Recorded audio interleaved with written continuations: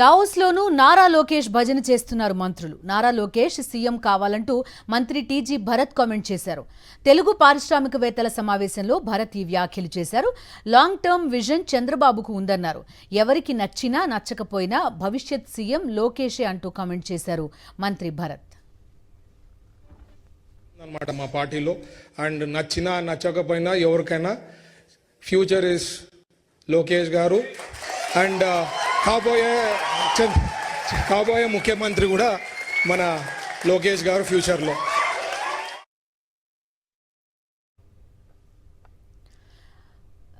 TG Bharat comment కూడా ప్రస్తుతం మనం చూసాం. పారిశ్రామికవేత్తల సమావేశంలో దావోస్లో ఈ కామెంట్ చేశారు ఆయన. మా కరెస్పాండెంట్ సతీష్ పూర్తి డీటెయిల్స్ అందించడానికి సిద్ధంగా ఉన్నారు. సతీష్ చెప్పండి, ఒకరేమో డిప్యూటీ సీఎం చేయాలంటారు, దానికి జనసేన నుంచి కౌంటర్లో ఒకవైపు చూస్తున్న పరిస్థితి. ఇప్పుడు ఏకంగా టీజీ భరత్ ఏమో ఫ్యూచర్ సీఎం లోకేష్ అనేది కామెంట్ చూస్తున్నాం. ఏం జరుగుతోంది అటు టీడీపీ జనసేన రెండు పార్టీల్లో అనేది ప్రశ్న.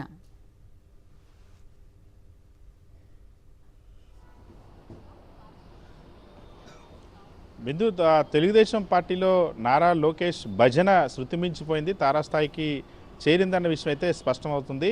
ఆంధ్రప్రదేశ్ రాష్ట్ర ప్రజల పన్నుల ద్వారా కట్టినటువంటి డబ్బులతో దావోస్ వెళ్ళినటువంటి ముఖ్యమంత్రి చంద్రబాబు, మంత్రి లోకేష్, ఇతర మంత్రులు, అధికారులు బృందం అక్కడికి వెళ్ళి కూడా ఆ రాష్ట్ర ప్రభుత్వానికి లేదా రాష్ట్రానికి రావాల్సినటువంటి పెట్టుబడుల గురించి కాకుండా నారా లోకేష్ భజన చేయడమే ప్రధానమైనటువంటి ఎజెండాగా పెట్టుకోవడం అన్నది ఇప్పుడు తీవ్ర విమర్శలకు దారితీస్తుంది. నిన్న ఏదైతే దావోస్ వెళ్ళినప్పుడు జ్యూరిచ్లో అక్కడ ఉన్నటువంటి తెలుగు పారిశ్రామికవేత్తలు, ఎన్ఆర్ఐలు, తెలుగుదేశం పార్టీకి సంబంధించినటువంటి ఎన్ఆర్ఐలతో ప్రత్యేకించి ఒక పొగడ్తల కార్యక్రమాన్ని ఏర్పాటు చేసుకున్నారు తెలుగుదేశం పార్టీకి సంబంధించినటువంటి నేతలతో సమన్వయంతో. సో దాంట్లో ముఖ్యమంత్రి చంద్రబాబు, అదేవిధంగా మంత్రి నారా లోకేష్, కేంద్ర మంత్రి రామ్మోహన్ నాయుడు, మంత్రి టీజీ భరత్ కూడా పాల్గొన్నారు. ఇందులో మొత్తం ఆద్యాంతం కూడా ఈ సమావేశం ప్రారంభమైనప్పటి నుండి మొత్తంగా మంత్రులు రామ్మోహన్ నాయుడు, టీజీ భరత్ నారా లోకేష్ని చంద్రబాబును పొగడమే పనిగా పెట్టుకుంటే నారా లోకేష్ చంద్రబాబును పొగడడం పనిగా పెట్టుకునేటువంటి పరిస్థితి. సో ఈ పొగడ్తల్లో ఇది మరింత శృతిమించిపోయి ఆ వేదిక పైన కూడా దావోస్ వెళ్ళి కూడా ఆంధ్రప్రదేశ్ రాష్ట్రం ఉన్నటువంటి వనరులు, ఇన్ఫ్రాస్ట్రక్చర్, పెట్టుబడుల గురించి మాట్లాడకుండా మంత్రి లోకేష్ ఫ్యూచర్ ముఖ్యమంత్రి అంటూ ముఖ్యమంత్రి ఒకవైపు ఆ వేదిక పైన ముఖ్యమంత్రి చంద్రబాబు ఉన్నారు.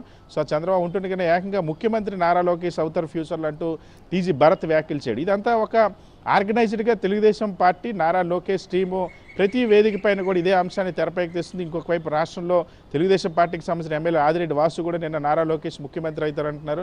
సో డిప్యూటీ సీఎం విషయంలో ఇప్పటికే పవన్ కళ్యాణ్, నారా లోకేష్ మధ్య ఆధిపత్య పోరు నడుస్తుంది. పవన్ కళ్యాణ్ ఉంటుండగానే నారా లోకేష్ నేను మళ్ళీ డిప్యూటీ సీఎం అవ్వాలి అని పట్టుబట్టి కూర్చున్నటువంటి నేపథ్యంలో తెలుగుదేశం పార్టీ, జనసేన మధ్య ఒకవైపు వాదోపవాదనలు, సోషల్ మీడియాలో కూడా బూతుల పురాణం కూడా నడుస్తున్నటువంటి పరిస్థితి. సో అయితే ఇప్పుడు ఒకవైపు రాష్ట్రంలో మాట్లాడుకోవడమే కాకుండా డబ్బులు కోట్లాది రూపాయలు ఖర్చు పెట్టి నారా లోకేష్ని ప్రమోట్ చేసుకోవడం కోసం దావోస్ వేదికను కూడా వినియోగించుకోవడం అనేది సర్వత్రా విమర్శలకు దారితీస్తుంది. నారా లోకేష్ ముఖ్యమంత్రి అంటూ స్వయంగా చంద్రబాబు క్యాబినెట్లో ఉన్నటువంటి మంత్రి టీజీ భరతే కామెంట్ చేయడం అనేది ఇప్పుడు విమర్శలకు దారితీస్తుంది.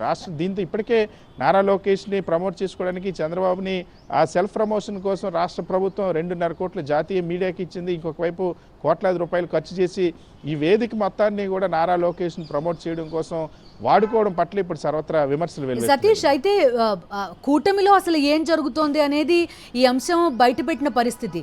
జనసేన, టీడీపీ కలిసి ఉన్నాయి, క్యాడర్ పరంగా కూడా వాళ్ళు కలిసి ఉన్నట్టు కూడా ఎక్కడ కనబడని పరిస్థితి. ఈ ఒక్క కామెంట్ రాగానే జనసేన నుంచి కీలక కార్యకర్తల నుంచి, నాయకుల నుంచి ఎలాంటి రియాక్షన్ వచ్చిందనేది కూడా చూసాం.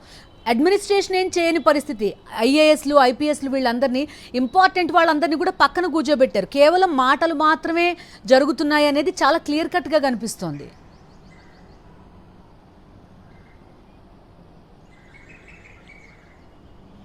సో ఖచ్చితంగా, ఎందుకంటే రాష్ట్రానికి చాలా ప్రాధాన్యమైన అంశాలు ఉంటాయి. రాష్ట్ర ప్రభుత్వానికి ఎప్పుడైనా సరే, ముఖ్యమంత్రికి కూడా రాష్ట్రంలో ప్రజలకు ఇచ్చినటువంటి హామీలు అమలు చేయడం ప్రాధాన్యంగా ఉండాలి. అదేవిధంగా రాష్ట్రంలో భవిష్యత్ తరాలకు ఉపయోగపడేలాగా పెట్టుబడులు తీసుకురావడం కానీ అభివృద్ధిని చేయడం అనేది ప్రాధాన్యంగా ఉంది. కానీ ఇక్కడ మనం చూస్తే ఆంధ్రప్రదేశ్ రాష్ట్రంలో మాత్రం ముఖ్యమంత్రి సీటు కోసం, ఉప ముఖ్యమంత్రి సీటు కోసం పవన్ కళ్యాణ్ ఎలా తొక్కాలి, ఎవరు నెంబర్ 2 పవర్ ఎంజాయ్ చేయాలి, ఎవరు పవర్ పాలిటిక్స్ చేయాలి, ఎవరు అధికారుల మీద పెత్తనం సాధించాలన్నటువంటి చర్చ సాగుతున్నటువంటి పరిస్థితి. గత 3 నెలలుగా మనం చూస్తే ఒకవైపు పవన్ కళ్యాణ్ తనకు హోంశాఖ ఇవ్వండి అని పవన్ కళ్యాణ్ మాట్లాడతారు, అధికారులు తమ మాట వినట్లేదని పవన్ కళ్యాణ్ తన పవర్స్ గురించి మాట్లాడు. ఇప్పుడు నారా లోకేష్ నేను డిప్యూటీ సీఎం అవ్వాల్సిందే అంటూ ఒకవైపు ఇప్పటికే ప్రధానమంత్రి ఆంధ్రప్రదేశ్ రాష్ట్ర పర్యటన దగ్గర నుండి ఆ ముఖ్యమంత్రి చంద్రబాబుతో పాటు పవన్ కళ్యాణ్తో పాటు ప్రతి చోట కూడా నారా లోకేష్ తన ఫోటోలు అడ్వర్టైజ్మెంట్లో వేసుకోవడం దగ్గర నుండి పార్టీలో కానీ ఇటు ప్రభుత్వంలో కానీ తాను చక్రం తిప్పాలన్నటువంటి ఉద్దేశంతో సో ఎక్కడ చూసినా సరే ఈ పదవుల కోసం కొట్లాట నడుస్తుంది. ఇంకోవైపు